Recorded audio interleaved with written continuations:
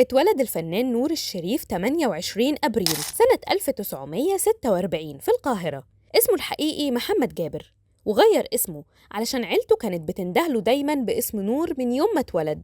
عاش طفولة صعبة قوي بعد ما توفى والده وهو عنده سنة، ووالده كان عنده يادوب 26 سنة. بعد كده اتجوزت والدته وسافرت مع جوزها السعودية، وأعمامه هم اللي ربوه هو وأخته عواطف.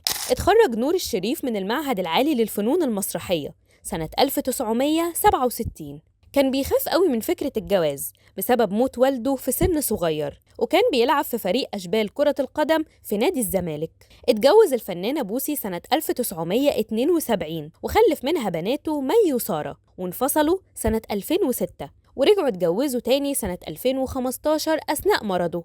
يعتبر مسلسل عمر بن عبد العزيز أحب الأعمال لقلبه، وخبت عنه مراته إصابته بمرض سرطان الرئة، وتوفى وهو ما يعرفش عن المرض أي حاجة. اتوفى 11 أغسطس سنة 2015 بعد معاناة مع مرض سرطان الرئة.